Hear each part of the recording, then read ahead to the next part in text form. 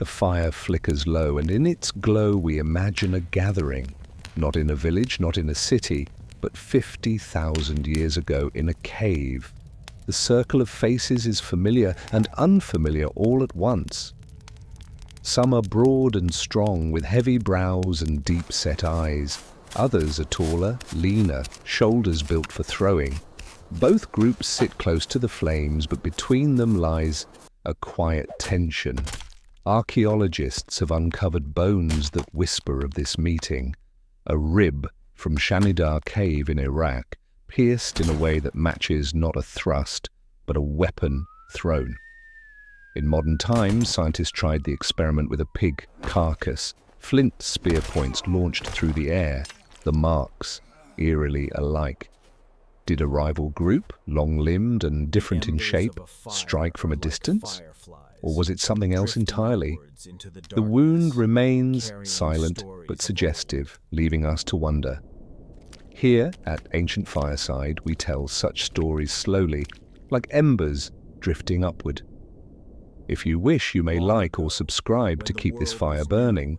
And if you are listening now, leave a trace in the comments, the place you are, the hour you find yourself here. It is another kind of footprint pressed into time. The flames deepen, shadows stretch across the cave walls. And from this circle of silence and speculation, we step softly into the story itself, where the past begins to unfold. The wind moved across the valley as if it were an ancient hand brushing the frozen grass, smoothing it into silence. High cliffs rose at the edges, pale grey stones streaked with frost, their surfaces shining faintly under a thin winter sun. Smoke lingered in pockets where the snow had melted, carrying the faint, sharp odour of burned spruce. If you listen carefully, you can almost hear the crackle of a fire long extinguished, as though the earth itself remembers the embers of thousands of winters. Two kinds of footprints pressed into the snow that season. One set broad, deep, the toes angled slightly inward. The other longer, with a narrower stride, stretching across the crust of ice, as if made by a body more adapted to cover distance. To imagine them there not as shadows of textbooks or museum models, but as people standing in the pale light, is to step into a corridor of time where silence carried both menace and intimacy. Neither side knew they were destined to vanish or to endure. They only knew hunger and the long rhythm of ice. Archaeologists call this overlap of worlds the Great Coexistence. Around 40 or 50,000 years ago, the ancestors of modern humans reached Europe, a land already occupied by another lineage, Neanderthals. The evidence of their meeting lies not in words, but in stone flakes scattered on the ground, bones cracked for marrow, layers of ash in caves. Each stratum whispers of competition, reindeer herds dwindling in a hard winter, mammoths crossing the plains in fewer numbers, wolves circling too close to the fire. When resources strained, two shadows drew near the same prey. The fact itself is uncontroversial. They lived side by side for thousands of years. What remains uncertain is the intensity of their encounters. Some valleys bear traces of quiet coexistence, where tool styles overlap and ornaments made from shells appear in both traditions. Other places show sharper contrasts, abrupt replacements of culture layers, as if one group had pressed out the other. Archaeology, like snow, holds prints that fade quickly. We know they met, but we do not know how often blood was spilled between them. One unusual detail emerges when scientists look at the camps left behind. Hearths appear in the same places year after year, layers of charcoal stacked like the pages of an ancient diary. These repeated burn sites suggest not a single occupation, but a seasonal return, a rhythm of migration tied to herds. Imagine walking into a cave where blackened circles stain the floor, each ring a winter's fire. Smoke must have clung to the walls, leaving the ceiling dark with soot. The scent of resin, the sting of pine pitch, would have greeted each new arrival just as it had the generation before. It is as though time itself made an appointment, a calendar carved not on stone tablets but on ash. Here is where the difference in strategy begins to emerge. Neanderthals often hunted close with thrusting spears and sudden ambushes. Modern humans, tall and wiry, seem to prefer distance, driving herds into bottlenecks, perhaps coordinating from multiple angles. These choices were not merely tactics, they reflected the body itself. Shorter limbs and wider chests meant power at close range. Longer legs and shoulders built for throwing meant another kind of advantage. The earth recorded both in bone and footprint, leaving us to wonder what it meant when one set of prints crossed over the other. In these reconstructions, there is always a risk of telling too strong a story. Archaeologists warn against absolute claims. We must not imagine every meeting ended with a fight, nor that every exchange was peaceful. The truth was likely both, shifting with the season, with hunger, with chance. One winter might see shared silence on either side of a valley. Another winter, a sudden clash over a carcass left half buried in snow.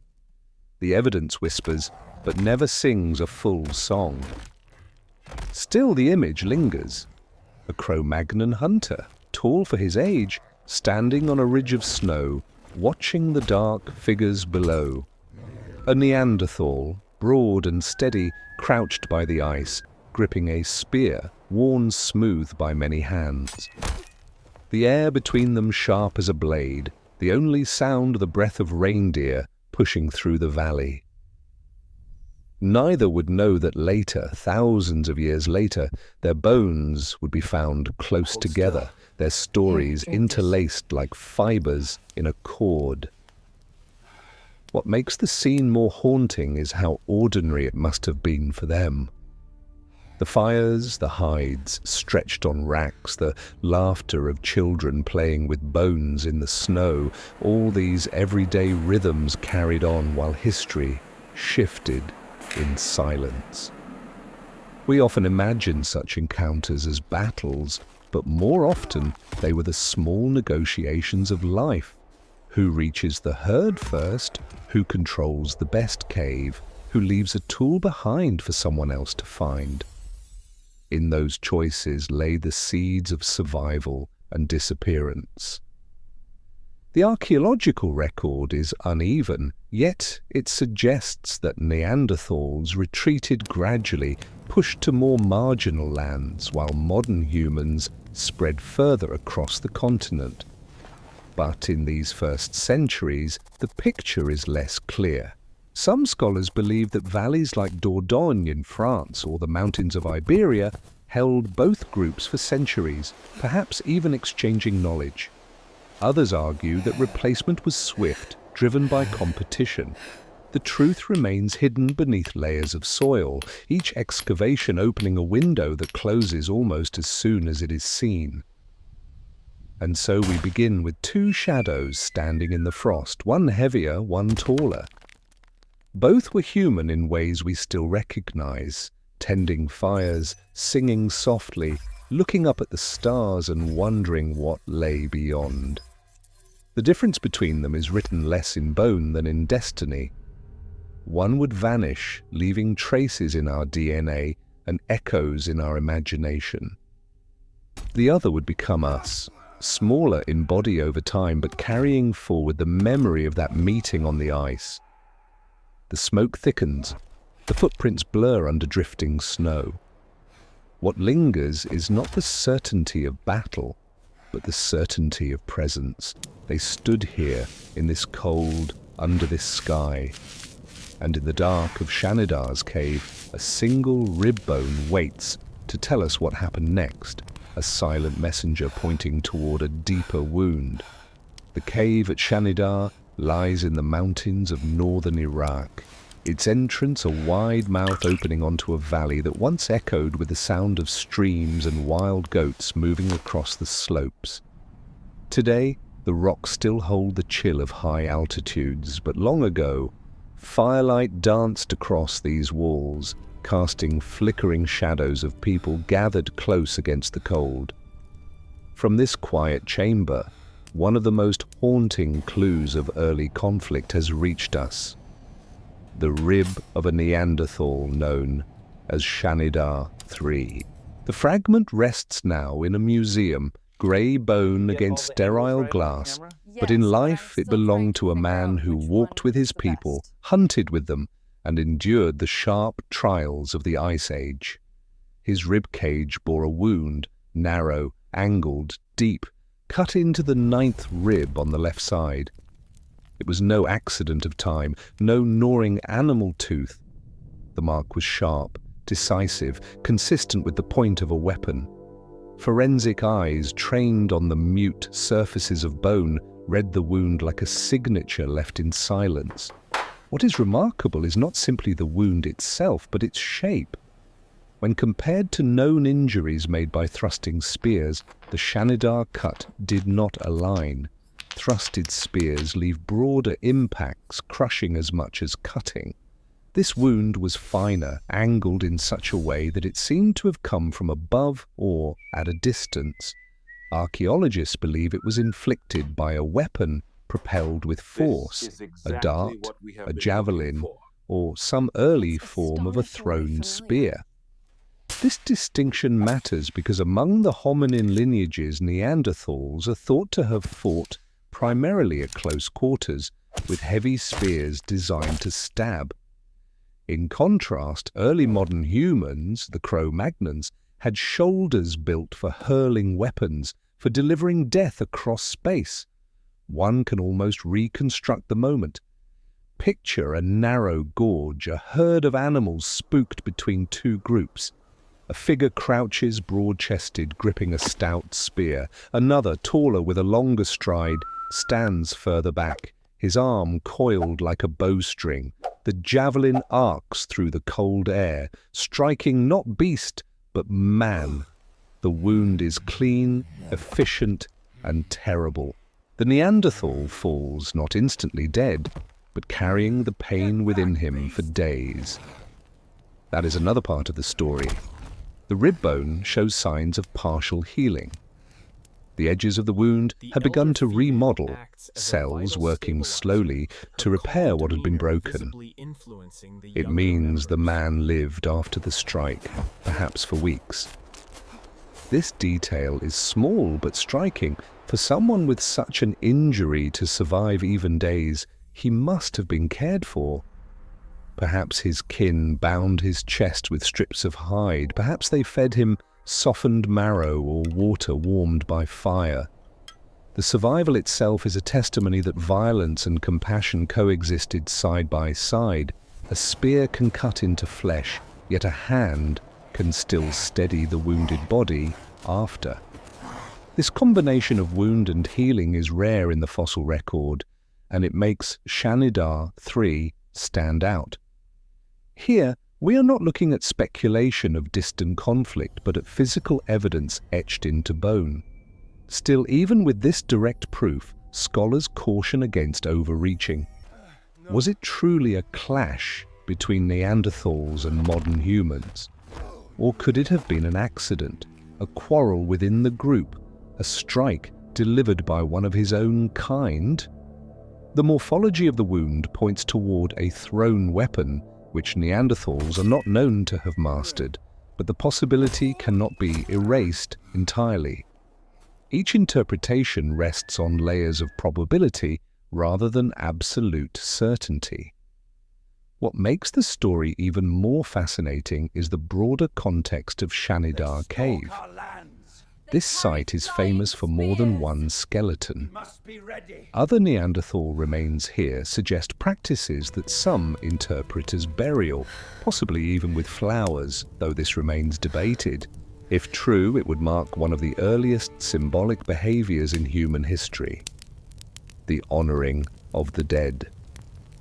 To imagine the same cave holding both tenderness in death and violence in life is to feel the depth of the human condition, stretching back far beyond our written records. One quirky detail lies in the soil itself. Analysis of pollen grains around one of the burials suggests that flowers may have been laid with the body.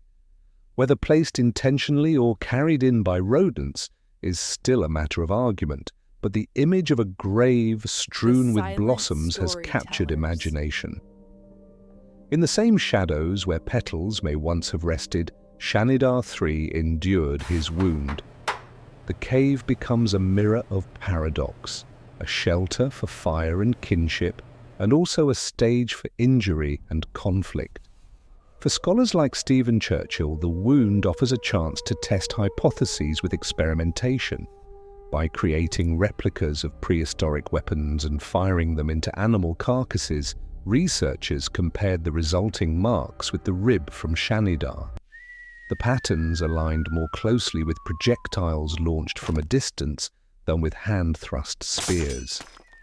This kind of experimental archaeology breathes a strange life into the bones, as though the past is reenacted in careful laboratory silence. It does not erase uncertainty, but it narrows the field of what could have been. The image of Shanidar III haunts us because it is so personal. A single rib, a single wound, yet it speaks of encounter. Perhaps it was the meeting of two lineages, each a reflection of humanity in a different form. Perhaps it was only a quarrel within the same group. Either way, it tells us that violence walked hand in hand with survival, that even in an age when every day demanded endurance, humans found ways to harm one another in ways as complex as their compassion. As you imagine the cave, let the silence deepen. The fire has burned low, leaving only red coals that whisper faintly. A man lies breathing raggedly, his chest bound, his eyes closed. Around him, his kin stir softly, placing dried meat near his hand, dipping cloth into water to moisten his lips. Outside, the wind slides down the mountain like a blade. The wound is there, beneath the skin, a reminder of an encounter whose details we will never fully know.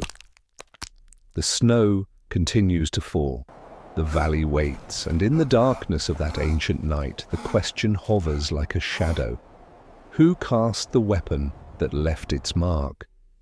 The answer does not yet belong to this section, but the silence leads us toward the experiment that will try to find it, a modern test echoing through prehistoric time.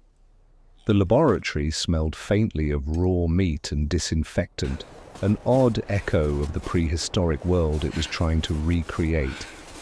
Under the fluorescent lights, a pig carcass was suspended by hooks, its pale flesh stretched and waiting. In another time, in another place, this animal would have been the centerpiece of a feast. Here, it was a stand-in for a Neanderthal rib cage, chosen for its similarity in structure and density. Around it, researchers adjusted their equipment, stone-tipped weapons lying neatly on trays as though ready for an ancient hunt, revived within a modern hall. One of the researchers, Stephen Churchill, lifted a replica spear. Its shaft was wooden, its point chipped flint, carefully shaped to match Paleolithic tools discovered in Europe. The act of holding it already felt different from the steel and plastic instruments of today. It was heavy, imperfect, slightly rough beneath the fingers. Yet it was this kind of tool that had once flown through icy air, crossing the space between hunters and their prey. The question now was whether such a weapon, when hurled with force, could leave a wound like the one preserved in the rib of Shanidar III. The spear flew with a sudden whistle, the sharp crack of impact cutting through the laboratory's quiet. When the scientists examined the carcass, the mark was astonishingly familiar. The cut in the rib, angled and narrow, resembled the ancient wound. They repeated the test, changing the distance, altering the angle, trying again with different projectiles. Each time, variations appeared, but the closest matches came not from thrusts delivered by hand, but from spears launched with momentum. The pattern was unmistakable. The wound on Shanidar 3 was consistent with a weapon thrown, not jabbed. This detail matters more than it might first seem. Thrusting spears require the hunter to be near the target, close enough to feel breath and hear movement. A thrown weapon, however, allows distance, safety, a kind of predatory advantage. If the injury at Shanidar truly came from such a projectile, it implies not just a strike, but a strategy, someone keeping their space, attacking without closing the gap. To us, it may sound ordinary, but in evolutionary terms, it marks a profound difference between lineages. The shoulder and upper arm of modern humans are built with longer levers, giving power to the act of throwing. Neanderthals, with their broader chests and shorter arms, excelled at strength, but not at distance. Still, we must tread carefully. Experimental archaeology is compelling, but it is not proof in itself. The wound matches, the test reproduces, yet the conclusion is only as strong as the assumptions behind it. Some argue that Neanderthals, though less adapted, might still have hurled weapons occasionally. Others remind us that even among early modern humans, thrown spears were not the only tool. They too thrust, they too fought up close. The boundary is not absolute, and so the story of Shanidar 3 remains shaded with uncertainty. But what lingers from the experiment is the sound, the crack of bone under force, the echo of a weapon striking flesh. Imagine that sound not under sterile lights, but in a narrow valley filled with snow. Imagine the sudden cry, the startled turning of heads, the realization that a human had fallen instead of an animal. The silence that followed must have been as sharp as the weapon itself. These reconstructions remind us that history is not a chain of facts, but a tapestry of probabilities woven together by evidence and imagination. There is a strange poetry in seeing ancient wounds mirrored in modern trials. In the laboratory, the researchers wore gloves and goggles, but in the Ice Age, the same act would have left blood steaming on the snow. The body would have been carried back to camp, not on hooks, but across shoulders. The healing that followed, as the rib shows, would have required touch, patience, and food shared with someone unable to hunt. That duality, violence from afar, care up close, runs through the human story like a refrain. An unusual observation came from the angle of the cuts in the pig ribs. Small differences in trajectory produced wounds that looked entirely distinct under the microscope. A degree or two in tilt, a shift in velocity, and the pattern changed. This means that identifying the exact weapon from an ancient bone is never absolute. The science can suggest, narrow down, make strong cases, but it cannot eliminate every alternative. The rib of Shanidar 3 remains like a riddle, solved in part but never fully closed. Some scholars propose alternative readings. Could the wound have been caused by an accident, perhaps even self-inflicted during a hunt gone wrong? A stumble, a fall onto his own spear? Or might it have been the strike of another Neanderthal experimenting with new techniques of weaponry? These possibilities, though less favored, remain in the conversation. The past is too wide, too deep, for certainty. It humbles us, reminding that each conclusion carries the weight of maybe. Yet even with the caveats, the strongest interpretation still leans toward an encounter between two human groups, one armed, with a new way of striking. And that image carries a heavy resonance. The experiment becomes more than data. It becomes a reenactment of a scene played out under cold skies long ago. The lab, the carcass, the stone tips, all mirror the tension of that ancient winter. Picture the cave again, Shanidar, the fire low, the man resting with his wound. In the distance, his people may have whispered stories of how it happened. Perhaps they cursed unseen enemies, perhaps they feared the weapon that could fly unseen. Or perhaps they told no story at all, only watched their companion fade.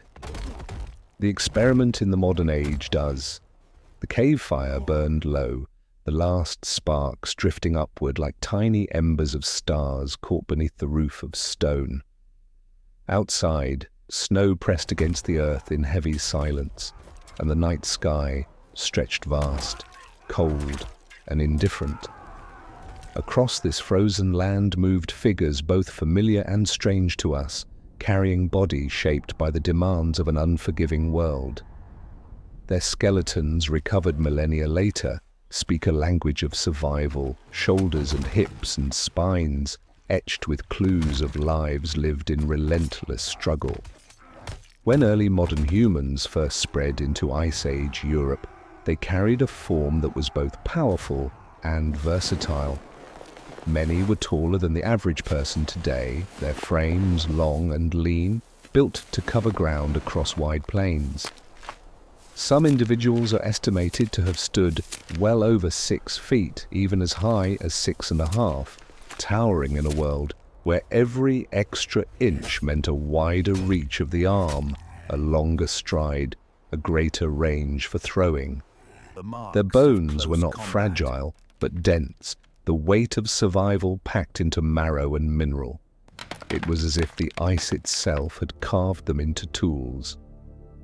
One of the most telling features lay in their shoulders.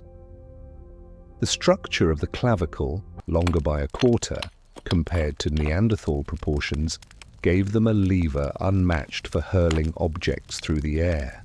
To us, the act of throwing might seem trivial, a child's game of stones across a river. But in the Ice Age, this was a decisive gift. It meant you could wound an animal before it reached you. It meant you could defend yourself while still keeping distance. It meant the difference between bruises from close combat and safety behind a curtain of space. The shoulder became as much a weapon as the stone tip it carried. This profile is sometimes exaggerated in retellings, as if every early modern human towered above Neanderthals like giants among shadows. The truth is softer, more nuanced. Not all were tall, not all were built like statues. Variation existed, as it always does, among people. Some groups were sturdier, shorter, more compact, others taller and longer. But when archaeologists gather the bones and average the measures, the image that forms is still striking. These Ice Age people often had the advantage of reach and of leverage. One quirky detail comes from the wear on their teeth. In many skeletons, the incisors show patterns not from eating, but from use as tools.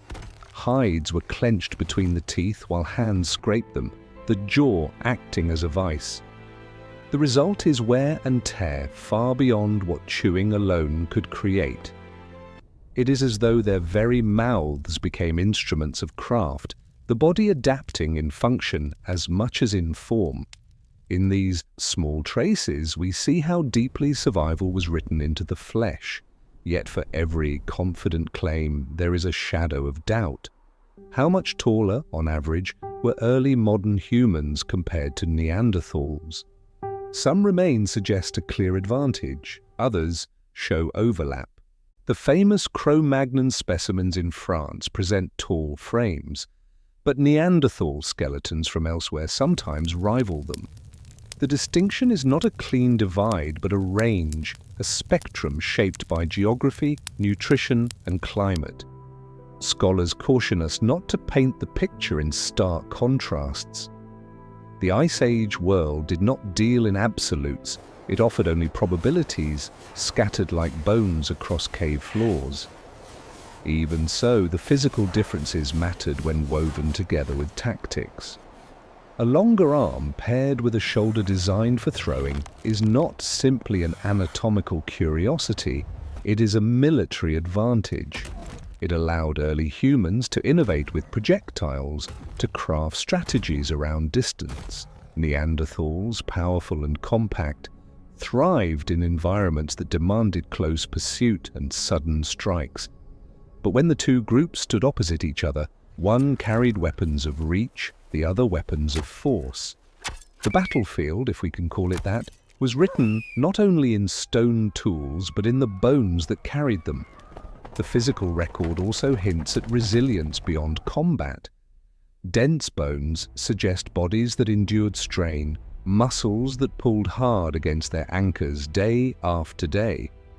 Evidence of healed fractures shows that these people did not give up easily, nor did their companions give up on them. Even with broken limbs or damaged spines, individuals lived on, supported by their group. The skeleton is more than a frame, it is a ledger of pain and recovery, of lives that bent but did not break. Imagine walking into a cave where the remains of such a figure lie. The bones are laid out, carefully excavated, brushed free of soil. Each vertebra tells a story of labor, each rib a record of breath drawn in cold air. The skull, broad and high, might still bear traces of the muscles that once gave expression to a human face. And in that silent hall of bones, you realize that the person before you was not a monster or a giant of legend, but someone who lived, loved, and labored under skies that have long since vanished. The debate over physical differences sometimes overshadows the truth that both groups, Neanderthal and cro-magnon alike, were remarkably adapted to their worlds. One was broader, the other longer. One relied on thrusting strength, the other on distance. Neither was weak, neither was primitive in the sense of being unfinished. Each was a branch of humanity shaped by cold and hunger, honed into survival machines by glaciers and storms. What set them apart may have been less about superiority and more about circumstance, small edges that accumulated over generations until one group faded while the other thrived. In the end, the bones tell us enough to imagine, but not enough to know. They speak in measurements, in percentages, in reconstructed silhouettes. The rest is filled by the breath of storytelling, by the pictures we paint in our minds when we think of hunters moving through snow. A tall figure with a long stride, a shorter, broader figure moving with sudden strength. Two silhouettes etched against the ice, each carrying the weight of their lineage in their very frames. The fire in the cave burns low again, casting shadows across the walls. You can almost see the outline of those shoulders, the rise of those rib cages, as if the past still lingers in the glow. Outside, snow muffles the sound of steps, leaving only deep footprints pressed into silence. Thank you for helping me. Some are broad, some are long. Both lead toward the hunt that waits beyond the valley.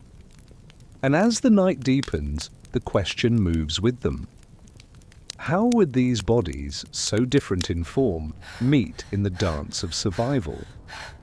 The answer does not rest here in the quiet bones alone. It unfolds in the rhythm of strategy, in the way these bodies turned their shape into action. That rhythm will emerge not in the stillness of anatomy, but in the movement of the hunt, where tactics and form combine. The footprints in the snow stretch ahead, leading us gently toward that next unfolding.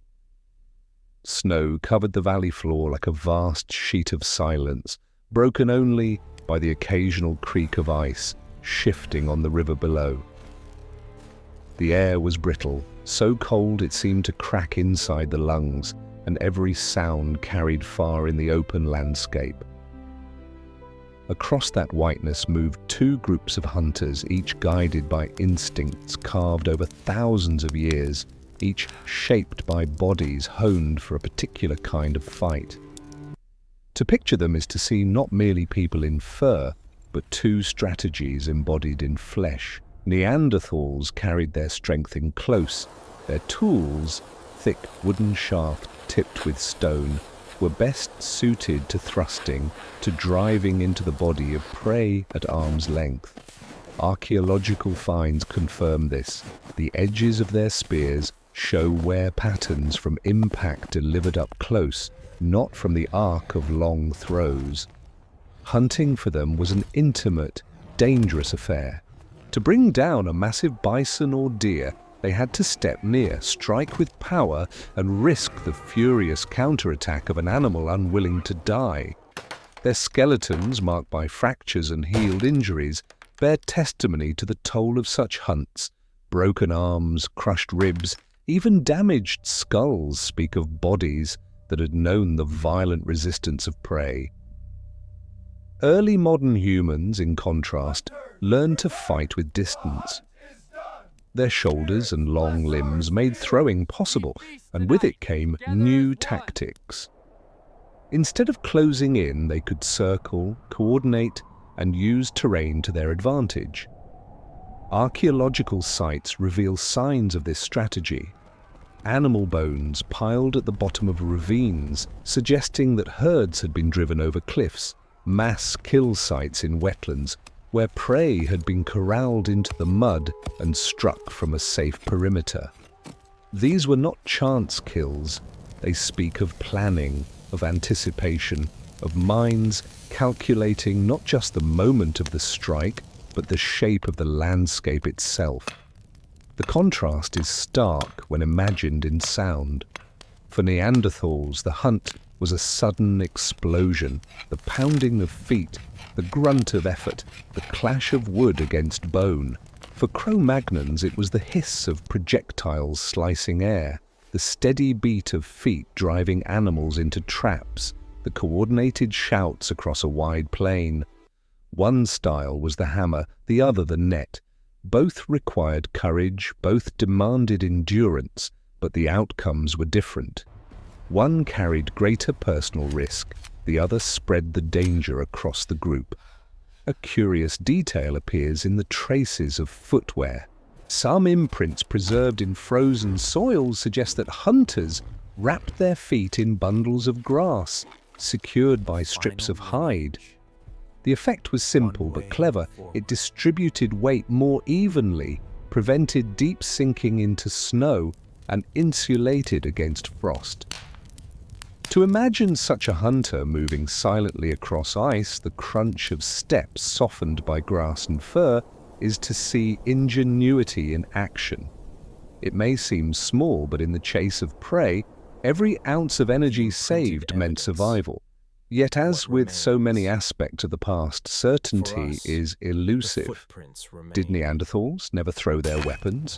Perhaps they did, though less often, less effectively. Did cro-magnons always rely on projectiles? Not necessarily. Close encounters still happened, and wounds on their skeletons prove it. The distinction is not a sharp border, but a spectrum, with tendencies leaning one way or the other. Scholars warn us to resist the temptation of painting absolutes. The reality was messy, changing with season, prey, and circumstance. Still, the broad outlines hold. Neanderthals bore the marks of close combat. Their skeletons show injuries consistent with wrestling prey to the ground or being struck by hooves and horns at short range. Cro-magnons, while not free of injuries, display patterns more consistent with distance weapons and traps. Each approach reflected not only the body but the culture. Hunting was never just a physical act. It was a communal performance, a ritual of survival. The tools, the strategies, even the songs and shouts that carried across valleys were part of a system, a way of being in the world. Imagine standing at the edge of a cliff where Thousands of years ago, a herd of reindeer once plunged. The rocks still carry marks of trampling hooves, and deep below lie scattered bones, broken but preserved in frost. For the hunters who drove them, the moment must have been thunderous. The cries of animals, the crashing of bodies, the final stillness. They would have descended then, knives of flint in hand, cutting quickly to preserve the meat before scavengers arrived. Fires would be lit, smoke rising into the cold sky, the smell of roasted flesh mingling with pine resin. Survival was not just about the kill, but about the feast that followed, the warmth it brought in a world of ice. Neanderthals, too, knew feasts. The evidence of hearths and bones cracked for marrow tells us they gathered, shared, and celebrated. But the difference lies in scale. Modern humans, with their ability to store, to preserve, to plan for future hunts, often produced surpluses. Fat could be stored, meat dried, hides prepared not only for warmth, but for trade. Their networks stretched farther, their hunts tied not just to the moment, but to the rhythm of seasons. Strategy turned from immediate need to anticipation, a subtle shift that may have carried great consequences. The debate remains over how much these differences shaped the fate of the two groups. Some scholars argue that close-range hunting was simply less sustainable, too dangerous over the long term, too costly in broken bones and lost hunters. Others suggest that environment played a larger role, that in dense forests or rugged mountains, even modern humans hunted close, and Neanderthals adapted where they could. The truth likely lies between, but what matters is the sense that two strategies, two ways of facing the same frozen world, coexisted and collided. In the hush of the Ice Age night, these strategies unfolded not as abstract theories, but as breath and muscle, as shouts and silence. One group pushed prey toward traps using foresight and cooperation.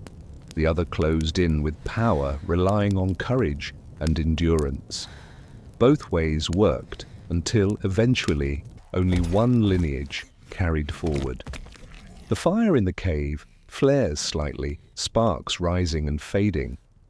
Around it sit hunters of both kinds, though not in the same circle, one group in one valley, another in the next.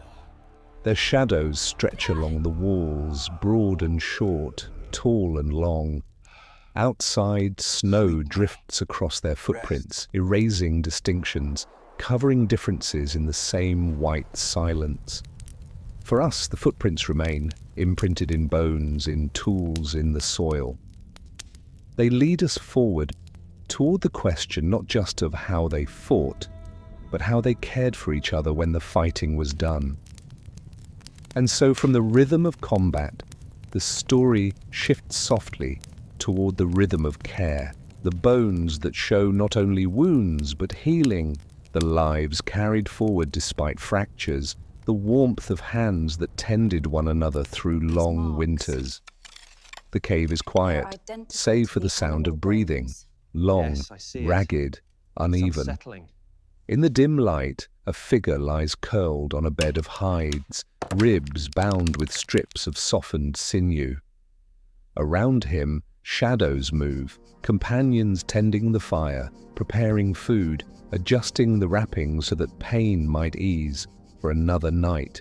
Outside, the wind howls like a wild animal clawing at the mouth of the shelter, but within there is warmth. There is the promise that wounds need not always mean death. Archaeologists who study the bones of both Neanderthals and early modern humans often find signs not only of injury, but of survival after injury. Fractured limbs that knitted back together, vertebrae fused by strain yet carried for decades, skulls bearing cracks that healed enough for life to continue. These marks reveal more than physical toughness. They tell us of social bonds. A hunter with a broken leg cannot hunt. A woman with crushed ribs cannot gather, carry, or fight. If such individuals lived on, it means others must have fed them, protected them, borne the extra weight of their survival. Compassion is etched in bone as surely as violence. Consider the skeleton of a Neanderthal known as Shanidar 1. His remains show a withered arm, probably useless in life, and evidence of blindness in one eye. Yet he lived to an advanced age, perhaps well beyond 40 years. In an Ice Age world, that is a long time. He could not have done so alone. His survival is testimony to care. Someone brought him food, someone helped him move, someone valued his presence despite his disability. It is a reminder that humanity did not begin with writing or cities. It began with fire shared, with wounds tended, with patience offered to those who could give little in return. Early modern humans show similar traces. One famous cro-magnon skeleton reveals a skull fracture so severe that part of the bone collapsed inward, pressing against the brain. Yet the individual lived on long enough for the bone to heal smooth. Such an injury would have brought headaches, dizziness, perhaps even seizures. Still, their group must have cared enough to carry them through. In these details, survival becomes not just about muscles and weapons, but about empathy, about the quiet endurance of community. A quirky detail lies in the tools associated with these sites. Alongside hunting weapons and cutting blades, archaeologists sometimes find tiny implements, slivers of bone shaped like needles, fragments of stone worn smooth as if used for scraping hides, or small points that may have plucked thorns from skin. These are not glamorous tools of war, but humble instruments of maintenance. To hold such an object in hand is to imagine someone squinting by firelight, threading sinew through a hide, or carefully cleaning a wound. The act of sewing a seam to keep the cold out, or of binding a cut to keep infection away, carried as much weight in survival as the strike of a spear. Yet, as always, certainty eludes us. Some scholars argue that survival after injury might not always indicate altruism. Perhaps injured individuals found ways to scrape by alone, eating soft marrow from cracked bones, relying on luck more than kindness. It is possible. But when evidence accumulates across many skeletons, the case for communal care grows strong. The pattern is too consistent to dismiss. Healing, after all, is rarely silent. It demands time, resources, and protection. To heal is to belong. Imagine the rhythm of such care. A hunter falls, his leg snapped by the kick of a bison. His companions drag him to shelter, their breath steaming in the frozen air. Days stretch into weeks. Food is rationed so he may eat while he lies still. Hides are changed, the wound kept clean. Slowly, painfully, bone knits, though crooked. Yes, it is beautiful. He may never run as before, but he walks again, leaning on a staff. Around the fire, he tells stories, he teaches skills, he carries memory. In that way, his life remains valuable, even if his body is marked by weakness. The bones of both Neanderthals and Cro-Magnons whisper such stories. They remind us that survival was not only the triumph of the strong, but the endurance of the vulnerable supported by others. This is perhaps the deepest root of humanity, the ability to see beyond immediate utility, to cherish those who could no longer fight or hunt, to value them for wisdom, for companionship, for sheer presence. Violence shaped our past, yes, but so did tenderness. There is debate over which group showed more of this care. Some suggest that Neanderthals, with their smaller group sizes, may have been even more tightly bound, more dependent on mutual aid. Others argue that modern humans with larger networks could better support the weak. The truth, as usual, is likely shared. Both lineages carried compassion alongside competition. both left behind bones that speak of healing. And in that overlap we glimpse the shared humanity that unites us more than divides us. Picture the cave once more. The fire has been fed, the smoke curling upward. Someone hums softly, a tune carried on, breath rather than instrument. The injured man stirs, his chest rising and falling. He is alive because others chose to keep him so. In the silence of that ancient night, you can almost feel the weight of hands adjusting blankets, the smell of hides warmed by bodies, the quiet solidarity of people gathered against the cold. This image softens the harsher scenes of the hunt. After the chaos of chase and clash, after the spear and the wound, comes the long quiet of care. The two are inseparable in the human story. The same arms that throw weapons also lift the fallen. The same voices that cry out in battle also whisper comfort by firelight. To remember this is to see the full picture of our ancestors, not only as fighters, but as caregivers, not only as hunters, but as healers. There's a new path near the river. Outside, the wind presses on, snow drifts against the cave mouth. The night stretches longer, the stars gleaming cold above. Within, warmth endures. And from that warmth, we step gently onward, leaving behind the healed bones and turning toward another shadow on the walls. Strange marks carved into human skulls.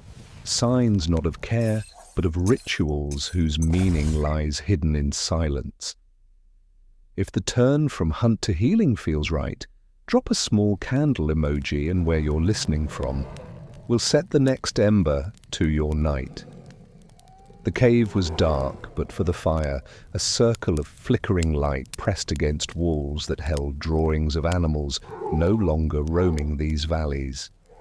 In that wavering glow, a human skull rested on stone. Its crown had been carefully removed, the edges smoothed, the hollow cleaned. It did not look like the aftermath of chaos. It looked like work, deliberate and skilled, as though someone had known exactly what they wanted from the bone and how to shape it. This was not accident, this was craft. Archaeologists have uncovered such objects in several sites across Europe, perhaps most famously in the cave at Goffs in Britain. There, among the remains of animals butchered for meat, lay human bones bearing the same treatment. Cut marks, defleshing, marrow extraction, and in some cases the transformation of skulls into vessels. The pattern is chilling in its precision. Skulls were not smashed haphazardly. They were prepared in a sequence, soft tissue removed, cranial vault detached, edges trimmed. The end result was something that could be held in two hands, filled, perhaps even drunk from. What these objects meant remains debated. Were they born of hunger, bodies processed in desperate winters when prey had vanished? Or were they part of ritual, acts of meaning beyond survival? The evidence is mute. All we have are the bones whispering through their marks. But in those marks lies repetition, a consistency that suggests more than chaos. The cuts align across multiple individuals, across different caves, across distances that hint at shared practice. One quirky detail emerges in the polish of certain bone edges. Some appear smoothed, as though fingers or repeated handling had worn them over time. Was it the result of use, of liquid poured and sipped, or simply the byproduct of careful preparation? We cannot know, but the idea that someone once cradled such an object, not as refuse but as tool or symbol, lingers uneasily in the imagination. It is easy to let fear take over here, to picture scenes of horror, but the archaeological voice is quieter, more measured. The bones show procedure, not frenzy. They look less like slaughter, more like craft. Whether driven by famine or by belief, the hands that worked them did so with care. in the stillness of a cave, by the rhythm of firelight, a skull became something else. Vessel, token, perhaps offering. The certainty lies in the marks themselves. Stone blades leave signatures, fine striations, straight lines along bone where flesh was cut away. These are not the ragged tears of animals scavenging, nor the cracks of natural decay. They are deliberate, repeated, precise. When compared to the processing of animal bones at the same sites, the similarity is striking. Humans were treated as deer, as horses, as mammoths, defleshed, disarticulated, marrow extracted. To us it may feel grotesque, but in that world it may have been ordinary, another form of survival or symbolism. Still, scholars differ in their interpretations. Some argue that the evidence points primarily to cannibalism born of starvation. In the hardest winters, when herds migrated and food dwindled, bodies may have been consumed out of sheer necessity. Others propose ritualized cannibalism, acts intended to incorporate the dead, or to dishonor enemies, or to carry power from one body to another. And some believe both may be true, varying from place to place, from moment to moment. The bones do not tell us motive, they tell us only that it happened. Imagine the sound within that cave, stone scraping against bone, steady and deliberate. The smell of fire smoke and fat mingled in the air. People sat close, their breath rising white in the cold. A child watched, eyes wide, as an elder worked carefully on the skull, trimming, smoothing.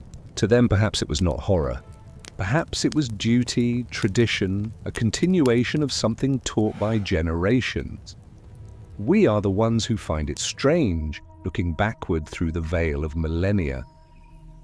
In one sense, these acts remind us that humanity has always carried two faces. The same people who painted animals leaping across cave walls, who cared for the wounded and elderly, who made music with flutes of bone, also shaped the remains of their dead into vessels. Violence and beauty, tenderness and brutality. They existed side by side, neither cancelling the other. To acknowledge both is to accept the full weight of our ancestry. It is worth noting that such practices were not unique to Europe. Across the globe, in many times and cultures, human bones have been worked into tools, tokens, or ritual items. The Ice Age examples are among the oldest, but not alone. This suggests that the impulse to transform the body after death is deeply human, though its meaning shifts with context. Yes, Was it respect? Was it consumption of power? Was it simple hunger? We cannot fix the answer. We can only trace the marks. A scholar once compared these cut patterns to a kind of unwritten manual, a set of steps repeated as though known by memory. To speak of a handbook of cannibalism may be too strong, but the phrase captures something real. The cuts were systematic, not random. That perhaps is what makes them so haunting. Behind every line etched into bone lies not chaos, but intent. Yet for all their darkness, the skull cups also reveal continuity with the softer sides of human life. After all, the same hands that carved bone also carved figurines, strung shells, and etched patterns into stone. To separate the tender from the terrible is to misread the past. They coexisted, as they do even now. Picture the finished vessel in the firelight. Its surface gleams faintly, shadows playing along its curve. The invisible echo. Someone lifts it, holds it, in our perhaps sets it DNA. down again. No words remain to explain. Only the object itself, heavy with silence. As the fire burns low, the wind presses against the cave walls. Outside, snow falls, muffling the world in white. Within, people sit close, the vessel beside them, its presence both ordinary and extraordinary. The night stretches on, carrying secrets we cannot fully know. And from that silence we turn softly toward another scene, not of ritual alone, but of unexpected intimacy, where bloodlines mingle and strangers become kin.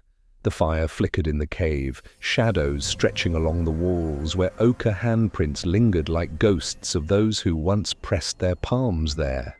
Around the circle of warmth, people gathered close, their faces lit by the same glow that has illuminated human gatherings for tens of thousands of years.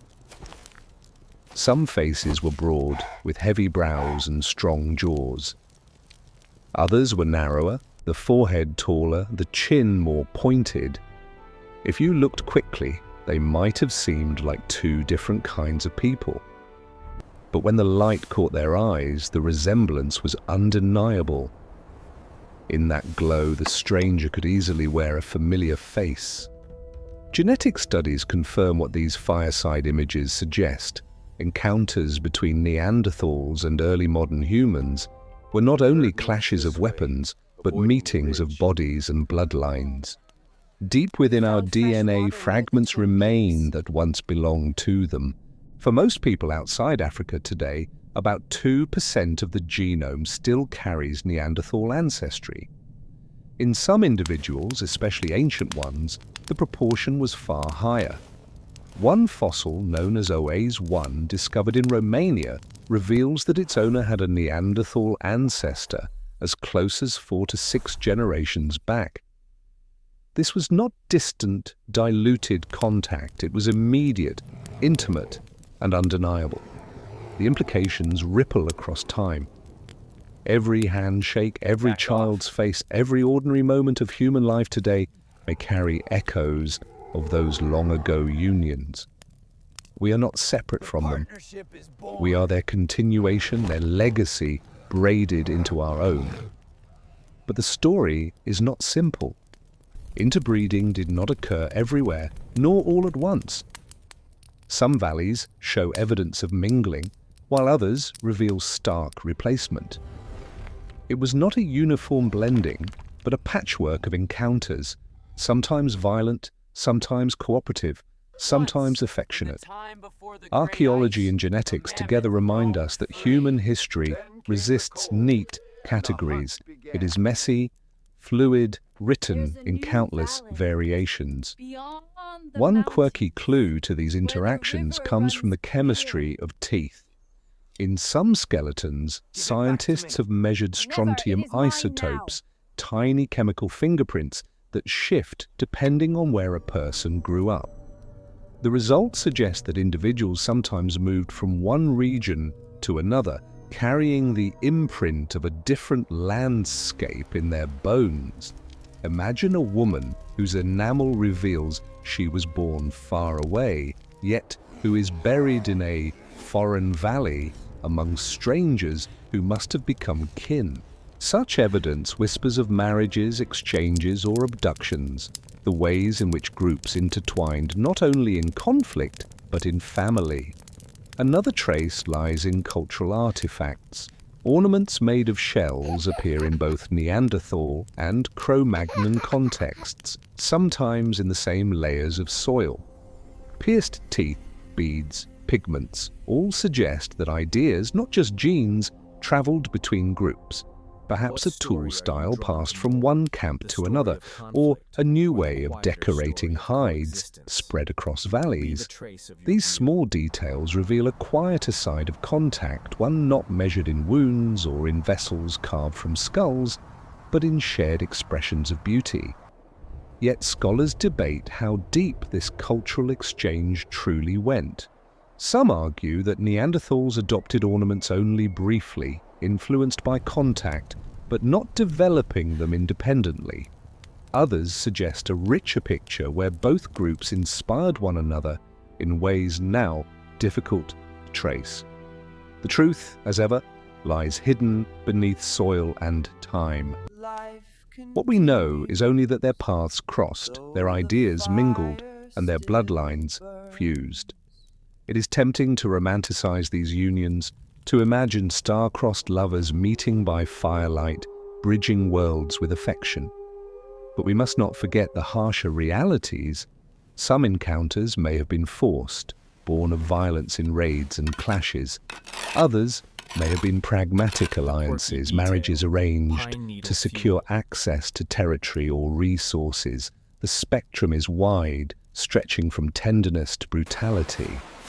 And within that spectrum lies the human story, rarely pure, often tangled, never one thing alone.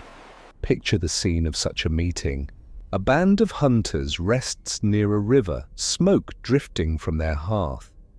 Across the water, another band watches, their features different but not alien.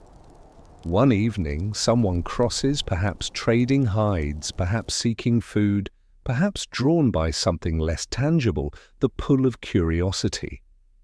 Eyes meet across the fire, hands brush in exchange, and in that small moment the distance between groups narrows. A child born from such a union would carry both lineages, a living bridge between two worlds. The genetic legacy of these encounters is not uniform. Some Neanderthal DNA brought advantages, including adaptations to cold climates and immune responses to pathogens. Other fragments carried risks associated in modern populations with conditions like diabetes or depression. Our inheritance is complicated, neither purely gift nor curse, but a mixture of both.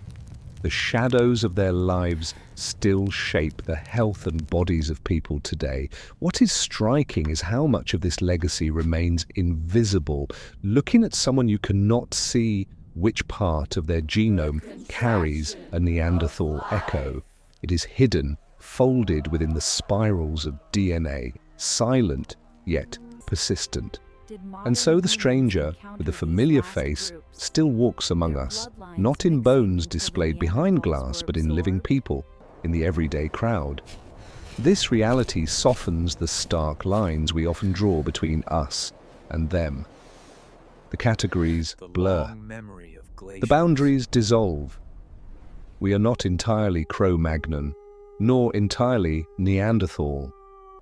We are hybrids of memory, mixtures of survival, inheritors of both. To deny that is to deny the very fabric of our being. Some scholars push back, suggesting that the cultural and genetic influence of Neanderthals has been overstated, that their imprint is minor compared to the overwhelming dominance of modern humans. Others insist that without their contribution, we would not be who we are today. The debate continues, but perhaps it is less important to measure percentages than to acknowledge kinship. Even a fragment of inheritance means connection. Even a trace means we belong to one another. The fire in the cave burns lower. Faces glow in the dim light, brows heavy, chins pointed, eyes alike in their quiet watchfulness. Somewhere in the circle sits a child, perhaps with features blending both lineages, neither fully one nor the other. That child laughs, plays, learns, grows, and carries forward the future that will become us. Outside, snow drifts across the valley. The footprints of one band mingle with those of another, pressed into the same trail that winds toward the hunt. The difference between stranger and kin becomes harder to mark. And from that mingling of blood and step, we turn softly toward another companion waiting by the fire. Not human this time, but four-legged, its eyes gleaming in the dark, the first shadow of a partnership still alive today. The valley stretched wide, a white sheet of frost broken only by the dark lines of rivers and the black spines of leafless trees. Across that frozen expanse, people walked, carrying bundles of hides, long shafts of stone-tipped weapons, and sometimes objects that had traveled farther than their feet ever could. In their packs and around their necks were shells from distant seas, ochre from far quarries, and blades carved from rock borne hundreds of miles away. These objects tell us something essential. The Ice Age world was not isolated camps alone, but a web of connection, a network stretching across valleys, rivers, and mountains. Archaeological evidence reveals these threads. In Central Europe, ornaments made from Mediterranean shells appear, carried far from the coast. In northern sites, flint from distant quarries shows up in toolkits. These were not the random wanderings of solitary bands. They speak of exchanges, of gatherings where groups met, traded, and perhaps celebrated. Some objects were practical like sharper stone, others symbolic, like beads or pendants. To hold a shell in a cave hundreds of miles from the sea is to feel the invisible hand of another community, unseen but connected. Such networks mattered deeply. They were not only about material goods, but about information. To know where herds migrated, where water froze or flowed, where storms had struck, was to hold power. Stories carried across fires told of landscapes beyond the horizon. Knowledge moved as surely as stone and shell, binding groups into a larger web of survival. In a world where isolation meant risk, connection was resilience. One quirky detail emerges from the study of footprints. In a cave in France, a set of impressions preserved in soft clay shows the steps of a child walking alongside an animal, their tracks weaving together. The animal was not wild, it moved in rhythm with the human, close, as though bound by companionship. Some interpret these as early hints of domestication, the first fragile bonds between humans and wolves. Imagine a child reaching out to touch the shaggy flank of a creature that once circled camps in hunger, now sleeping closer to the fire. That silent partnership, tentative in its beginning, would grow into one of the longest alliances in history. But the evidence is debated. Some scholars argue that true domestication of dogs did not occur until later, perhaps 36,000 years ago or more, while others suggest a gradual process much earlier. The timeline shifts with each new find, each new analysis of bone morphology or DNA. What remains clear is that at some point, wolves ceased to be only predators or scavengers and became something more. Their eyes glowed at the edges of the firelight, no longer threats, but partners. Picture the scene. A group sits around their hearth, the cold pressing hard against the cave walls. Outside, a pair of wolves watch, drawn by the smell of marrow and meat. Instead of driving them off, someone tosses a scrap. One wolf snarls, then eats and lingers. Nights later, the same wolf returns, calmer, closer. Over time, trust grows, tentative but real. The humans gain an ally with keen senses, able to warn of danger and help in hunts. The wolves gain warmth, food, and safety. Out of this fragile truce, companionship is born. These partnerships would change the rhythm of survival. With wolves at their side, humans extended their senses, ears sharper, noses keener, eyes alert to the night. Hunts became more effective, camps more secure. The echoes of those first bonds remain even now in the dogs that curl at our feet as we sleep, distant descendants of the animals who once padded across the snow beside us. Still, scholars caution against oversimplifying. The line between scavenger, follower, and true companion is hard to draw in the archaeological record. Wolf bones found near camps could mean many things: prey, nuisance, or partner. Genetic studies trace divergence between wolves and dogs, but the clock of DNA does not always align neatly with layers of soil. Each new discovery shifts the debate, leaving us with only the certainty that the bond existed, even if its exact beginning remains blurred. Alongside dogs, the networks between human groups provided another kind of companionship, Archaeologists believe that gatherings occurred at certain times of year when resources allowed travel.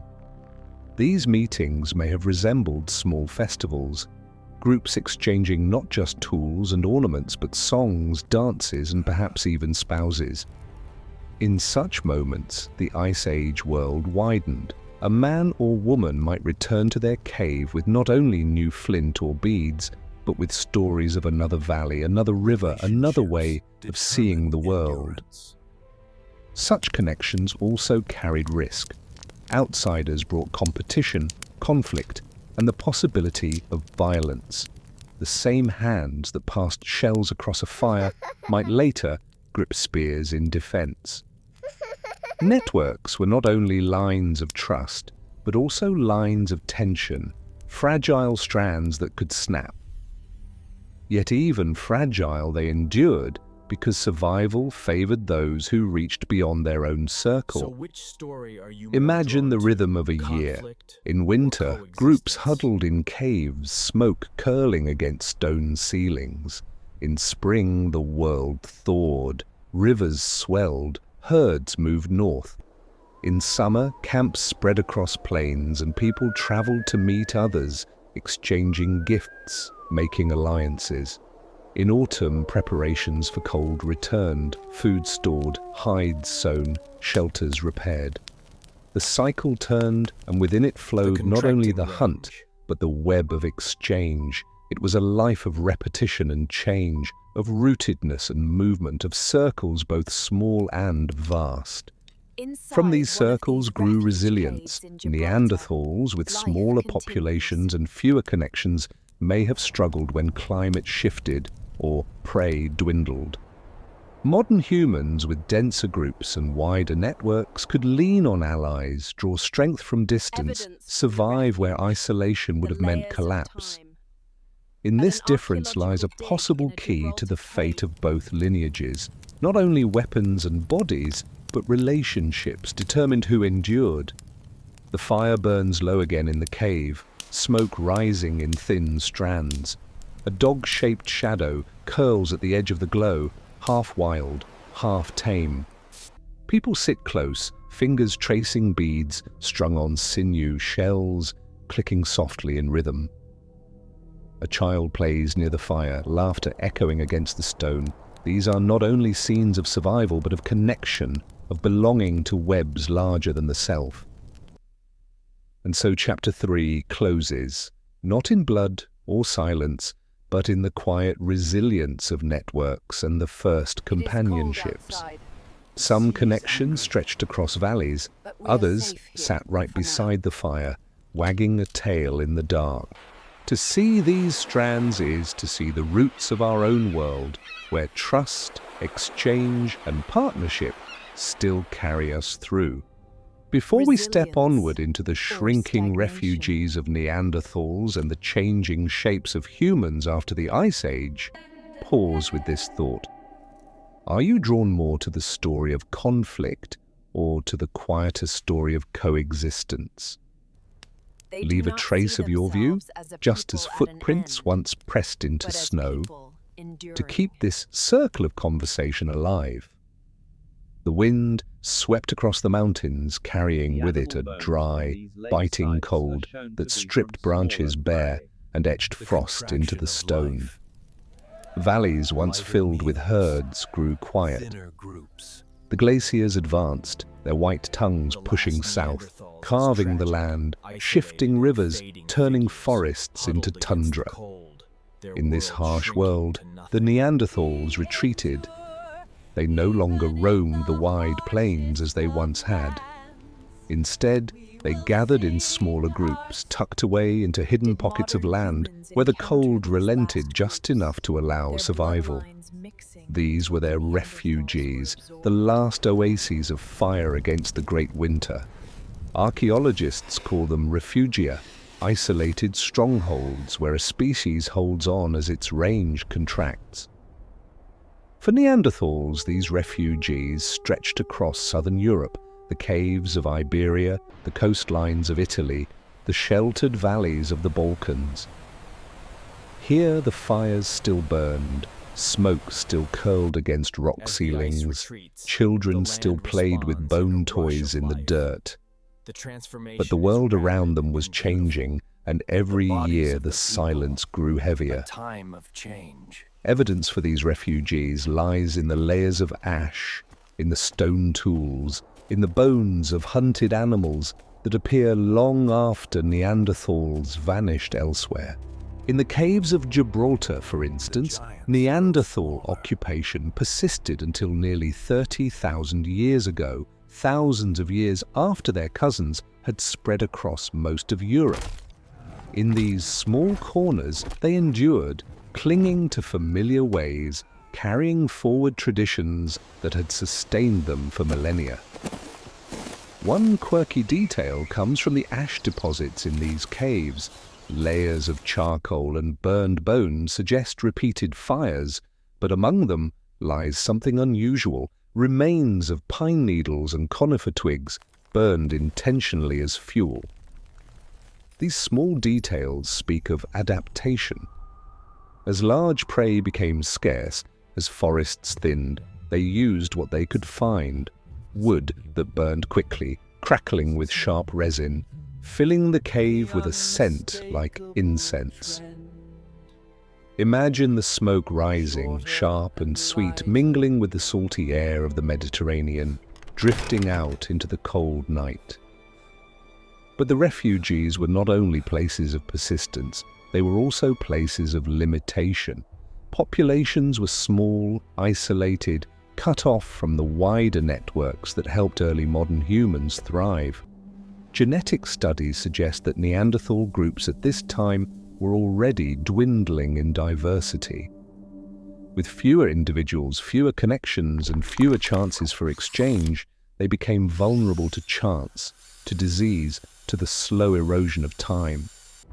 Their fires burned, but dimly, each one a fragile lantern against the dark. Scholars debate how much climate versus competition shaped this retreat.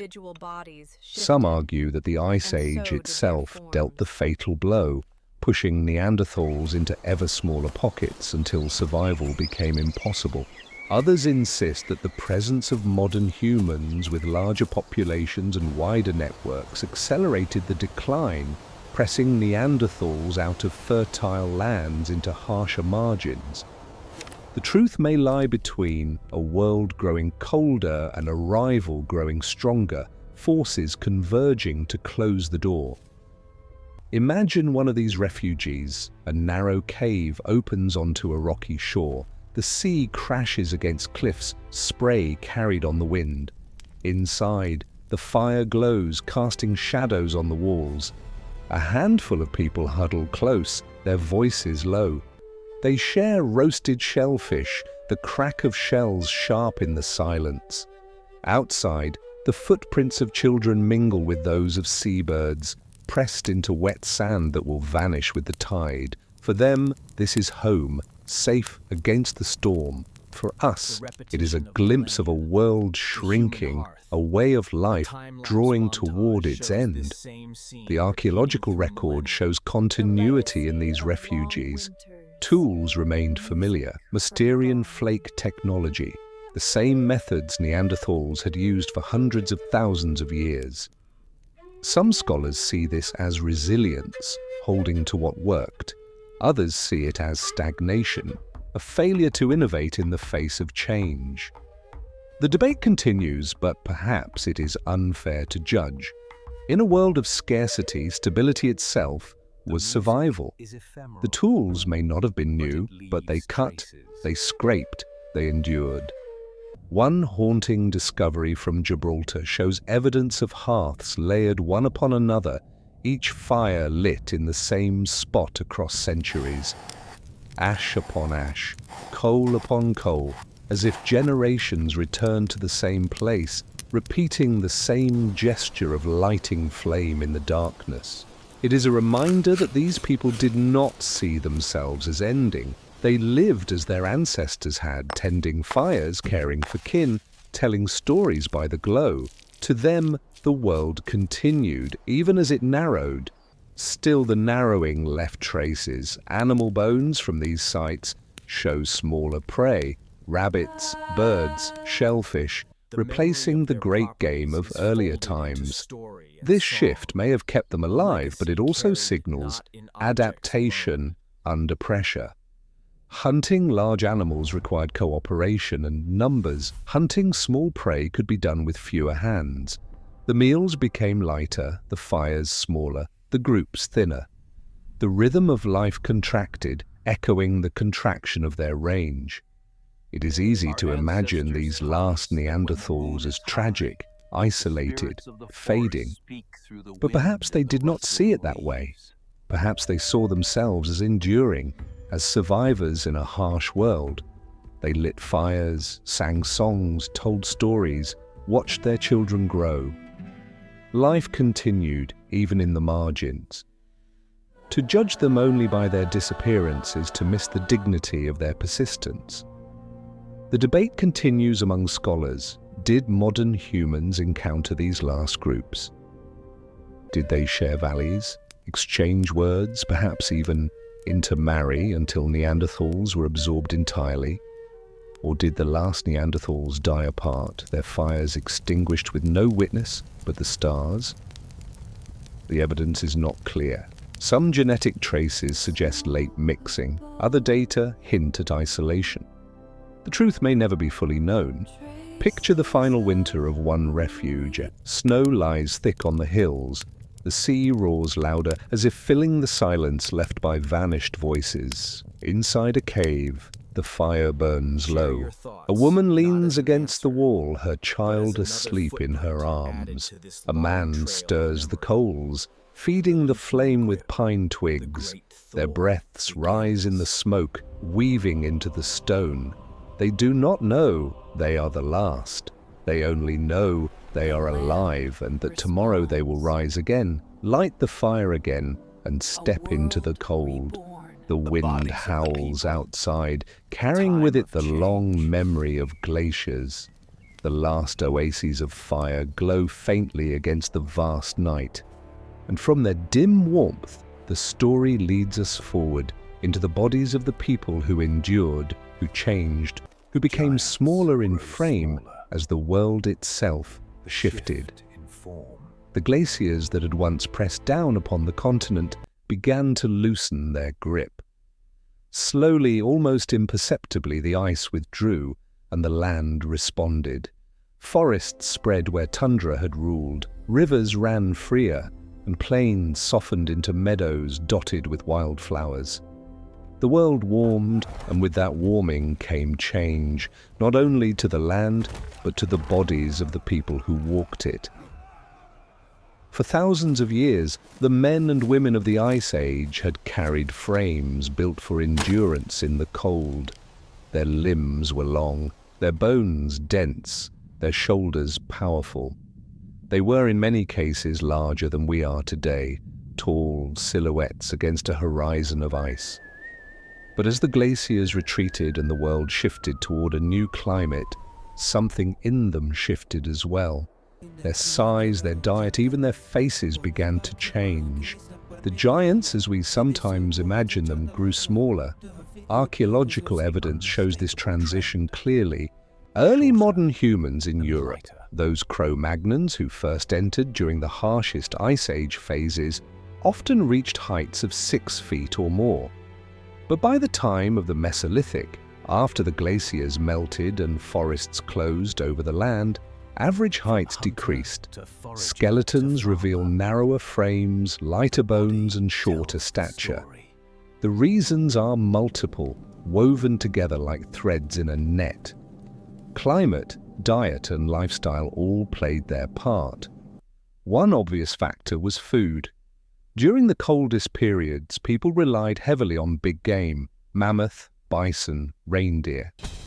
These animals provided dense calories, fat, and protein that built robust bodies. But as the climate warmed, many of those great herds dwindled or vanished. Forests spread, favoring smaller prey like deer, boar, and hare. Gathering plants became more important, Nuts, societies grew seeds, more roots, complex, and berries added castes variety but became lacked the heavy specialized. fat of mammoth or reindeer marrow. With diet shifted toward lighter fare, bodies followed, adapting to new fuel. A quirky clue to this transition lies in the teeth. In Ice Age skeletons, wear patterns show heavy use of front teeth, often from clenching hides while scraping them. After the glaciers, wear shifts toward molars marked by grinding harder foods like seeds and grains. The very surfaces of teeth carry a diary of meals across millennia. One jaw might whisper of sinew and marrow, another of acorns and hazelnuts. It is as if the change of forest to meadow is recorded in enamel. The story does But not diet end alone with does not shrinking. explain everything. The The warmer quiet climate inheritance reduced that the need for lingers such in our own large, lives insulated bodies. In colder times, bulk meant survival, holding in heat, carrying reserves of fat. In The milder repetition of climates, millennia. smaller frames proved The more human efficient. hearth. Evolution does not The pause, hearth and is over the root of generations what the we pressures of still are. environment sculpted new proportions. Shoulders narrowed, rib cages slimmed, limbs adjusted to different demands. The human form remained flexible, shifting as landscapes shifted. There is debate, of course, over how rapid this change occurred. Some argue that the shift in stature and build was primarily a result of nutrition, less meat, more plant food, rather than genetics. Others believe natural selection The favored music smaller is bodies in ephemeral, forests, but it where leaves agility and traces. energy efficiency mattered more than sheer strength. Likely, both played roles, overlapping in a mosaic that varied by region. Not every group grew smaller at once, not every valley told the same story. Still, the trend is unmistakable. By the time agriculture emerged, humans were significantly shorter and lighter than their Ice Age ancestors. In some ways, this shrinkage was disadvantageous. Diets became less nutritious, This teeth act more of crowded, ancient diseases medicine more prevalent. reveals an intimate But it also knowledge of the reflected landscape. adaptation, a body tuned to a different rhythm of life. The great hunters of the mammoth steppe gave way to foragers of forests and later to This farmers of plant fields. tells a story of healing. Each body carried the song story of its carried through world in bone generations. and flesh. Learn its memory. Imagine standing at the entrance of a cave where both kinds of skeletons rest. In one chamber lies a cro-magnon, tall and long-limbed, with robust shoulders and dense bones. In another, a later Mesolithic skeleton, shorter, slighter, the bones thinner, the teeth worn differently. Our people They belong say to the that in same heart lineage, of yet the they seem forest, almost like different where ancient species, trees shaped touch by the the demands of sky. different climates. To walk between them is to walk across time, to see climate change etched into bone. One striking detail emerges from studies of skulls. The faces of early modern humans were broad and strong, with large jaws suited to chewing tough meat and hides. Over time, faces became smaller, jaws narrower, teeth more crowded. This has consequences that reach even to us today. The orthodontic struggles of modern dentistry, braces, crowded teeth, impacted wisdom teeth, are distant echoes of this shift. Our ancestors' faces shrank, but our tooth count did not, leaving less space in the jaw. In a quiet way, the Ice Age still shapes the dentist's chair. Scholars debate whether calling these early Cro-Magnons giants is misleading. Their height was impressive, yes, but not all were towering. Variation was broad, with some individuals shorter, some taller, much like today. Still, when taken as a whole, the comparison is striking. Our ancestors of the Ice Age were, on average, larger than the people who followed. What we lose in size, perhaps, we gain in other ways: adaptability, complexity of culture, breadth of connection. The shrinking of bodies may also reflect shrinking of lives in another sense. As societies grew more complex, Tasks became specialized. Not everyone needed the strength of a hunter. Some worked hides, others gathered plants, others cared for children or the injured. The demands on individual bodies shifted, and so did the forms they took. No longer did every person need the massive strength to bring down a mammoth. The world asked different things, and the body answered.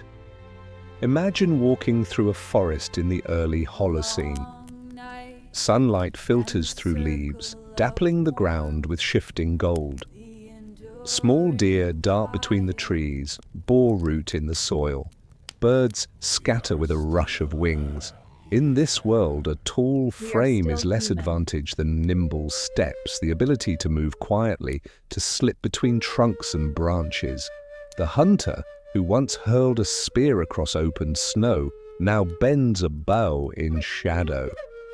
The shift in weapon mirrors the shift in body, each adapting to a changed landscape. The story of shrinking is not one of decline, but of adaptation. Humanity has never been fixed. We stretch and narrow, strengthen and soften as the world demands. The bones of cro-magnons tell us of a time when size and power mattered most. The bones of later peoples tell us of a time when agility, endurance and efficiency carried the day. Both are human, both are us, both whispers in the same long conversation with the earth. The fire burns low again, smoke curling against stone. In the flicker, the tall figures of the Ice Age seem to fade, replaced by smaller shadows stepping lightly among trees. The giants grow smaller, but the story does not end. Instead, it shifts once more, leading us toward the legacy they carried. Songs, stories, medicines, and the quiet inheritance that lingers in our own lives. The night stretches long, but the fire keeps its circle of warmth alive. Around it, voices murmur, stories weave, and songs drift softly into the dark. For tens of thousands of years, this scene repeated. Flames flickering against stone walls, people gathered close, their faces painted with light and shadow. The Ice Age may seem distant to us, but in its firesides lie the roots of what we still are. The legacy of those long winters is not only bones and tools, but something more enduring. Music, art, healing, memory. Archaeologists have found flutes carved from the bones of birds, their hollow shafts pierced with finger holes. When blown, they produce notes that still echo in modern ears, melodies that once bounced off the walls of caves. These flutes are among the oldest known instruments, dating back more than 30,000 years. To imagine a figure playing one by firelight is to glimpse a moment of unexpected beauty in a harsh world. Breath transformed into song, rhythm into memory. In those sounds, survival became more than food and fire, it became meaning. Alongside flutes, percussion instruments may have existed as well. Some mammoth skulls show marks suggesting they were struck like drums, their resonant cavities turned into hollow chambers of sound. A rhythm on bone, a whistle through reed. Together they created music that bound groups, soothed children, carried prayers into the dark. Music is ephemeral, vanishing as soon as it is made, yet it leaves traces in the body. Flutes worn smooth by fingers, skulls marked by repeated strikes. Through these fragments, we hear whispers of ancient concerts played for audiences of kin, wolves and stars. Art too carried forward. Caves painted with ochre and charcoal display not only animals, but handprints, silhouettes blown around with pigment pressed flat against stone. Some scholars suggest these handprints include women and children, not only men, indicating that art was not the work of hunters alone, but of communities. A quirky detail emerges in the use of natural rock contours. Artists often chose walls where bulges and cracks matched the shapes of animals, turning stone into living form. A curve of rock became a bison's flank, a hollow became the eye of a horse. It was as if the cave itself joined the painting, the earth lending its body to the image. But legacy is not only music and art, it is also knowledge, practical and vital. Archaeological traces hint at the use of plants for healing. Residues found on Neanderthal teeth include yarrow and chamomile, herbs with medicinal properties. Some of these plants are bitter, unlikely to be eaten for taste alone. Their presence suggests intentional use, perhaps as remedies for stomach pain or fevers. In another site, traces of mold consistent with penicillin-like substances have been detected long before modern medicine. These fragments reveal an intimate knowledge of landscape, a memory of which plants soothed, which cured, which harmed. Such practices blur the line between science and ritual. To chew a bitter herb for healing is medicine. To offer it by fire with song is ritual. Perhaps in the Ice Age there was no division. Healing was both practical and sacred, both survival and ceremony. In the glow of the fire, someone crushed leaves, brewed a bitter tea, placed a poultice on a wound. Knowledge passed from elder to youth, memory folded into story. In this way, the legacy of medicine joined the legacy of music and art, carried forward not in objects alone, but in traditions. Still, debate surrounds these interpretations. Some scholars argue that residues in teeth may be accidental, that plants could have been ingested with meat rather than as medicine. Others suggest that true symbolic art was the domain of cro-magnons, while Neanderthal contributions remain less certain. Yet each new discovery complicates the picture. Neanderthals may have buried their dead with flowers, may have worn ornaments, may have painted with ochre. If so, their legacy is entwined with ours, their memory folded into our own. Imagine sitting at one of those fires. The flute sounds a slow, wavering tune. A drum echoes softly, struck with hands or bones. A figure leans forward, telling a story of ancestors, of hunts, of spirits in the sky. Beside the fire, a bundle of herbs steams in a pot, filling the air with sharp, earthy scent. Children listen, their eyes wide, their bodies warmed by hide and flame. Outside, snow falls quietly, muffling the world. Inside, memory grows, passed not on stone tablets, but on breath and voice. One quirky observation is how these practices of art, music, and medicine often emerged in the same spaces. The cave was a classroom, a temple, a hospital, a concert hall.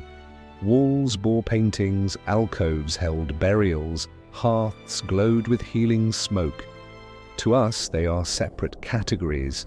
To them, perhaps, it was all one fabric. Life lived in rhythm with fire and stone.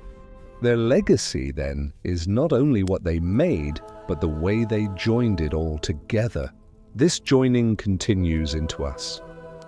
When we play instruments, when we sing together, when we decorate walls or heal with herbs, we echo them.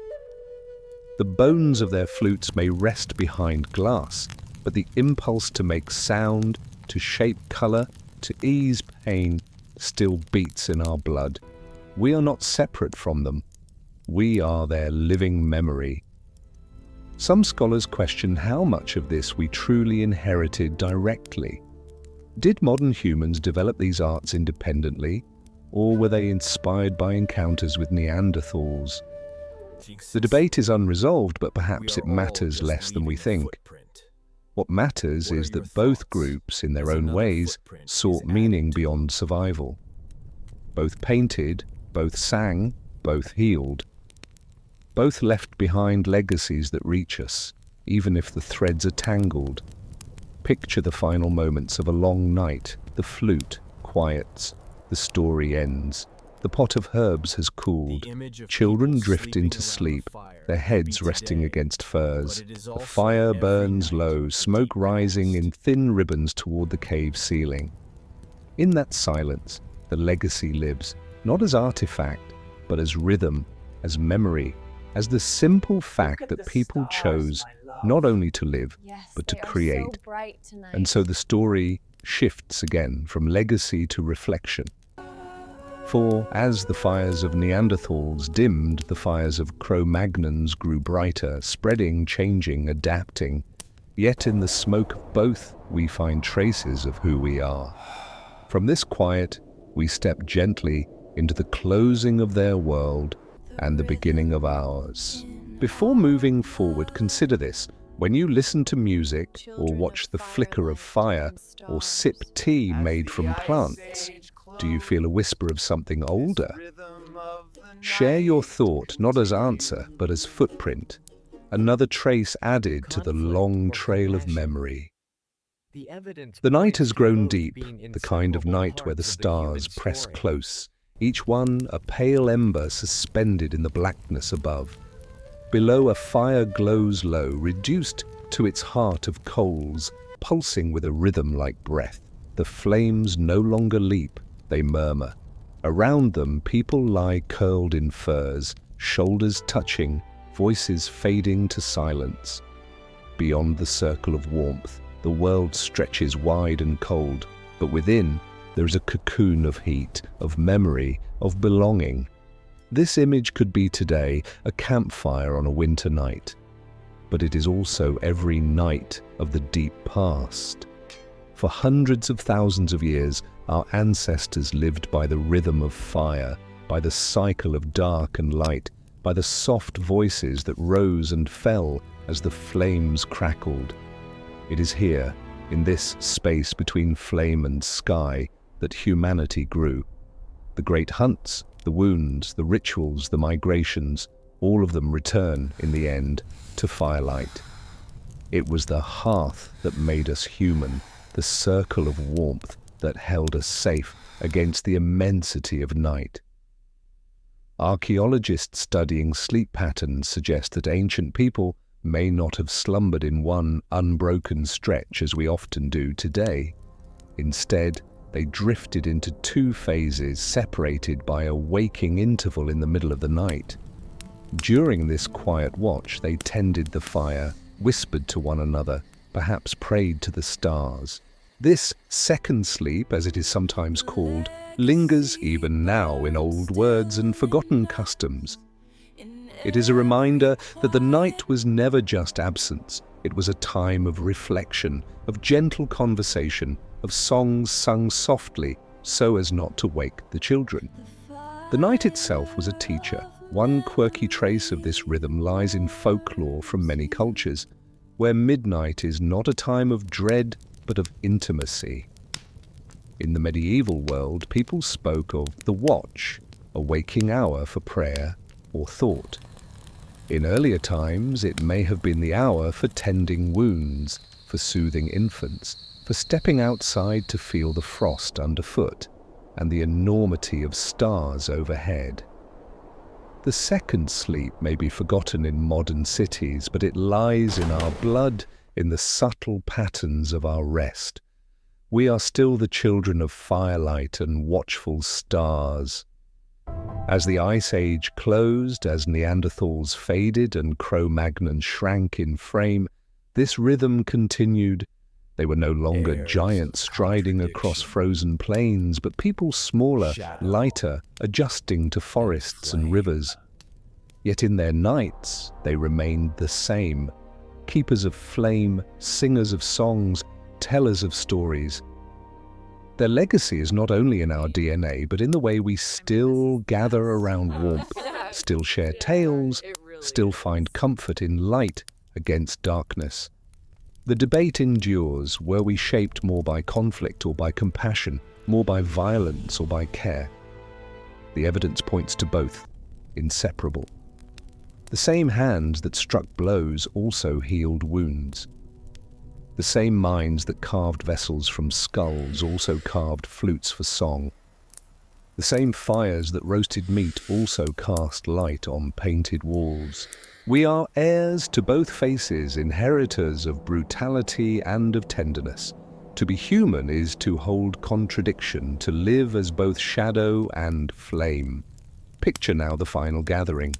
The Neanderthals' fires flicker in their last refuges, the cro-magnon's fires spread into new lands. Overhead, the same constellations watch, silent and unmoving. A child looks upward, tracing patterns in the stars, wondering what lies beyond. That moment is eternal. We too still look up, still ask, still dream. The giants may have vanished, but their questions live in us. And so we arrive at the softest truth. We are not giants any longer. We are not the towering hunters of ice, nor the broad-chested fighters of caves. We are smaller now, our bones lighter, our bodies shaped by different diets, different demands. But perhaps in becoming smaller, we learned something the giants did not: how to hide strength within gentleness, how to carry forward not only weapons but memory. We are the small shadows beside the great fire, not blazing but enduring. The motif closes here: the fire, the footprints, the shadows on walls, the stars above. They all return, converging in a single image, the ember glowing in darkness, fragile yet eternal. That ember is us, flickering but unextinguished, carrying forward light from the Ice Age into every modern night. The fire burns low, the breath of sleepers rises in rhythm with the coals. Outside, snow falls, softening the earth, erasing footprints, leaving the world clean. The stars shine cold, but they shine. The story has ended, yet it lingers, like smoke drifting upward into sky. And so, as the last words fade, let the rhythm slow. Let the sentences lengthen, stretching like shadows. Let the fire warm you, even as it dies. We are the heirs of hunters and healers, of singers and fighters, of giants who learn to disappear. Their legacy burns still, in us, in every quiet night. May your own night be gentle. May your dreams carry you across snowy valleys and beneath ancient stars. May the fire of memory warm you, even as sleep folds you into its embrace. Rest now, small shadow, beside the great fire. Sleep deeply, sleep softly, sleep well,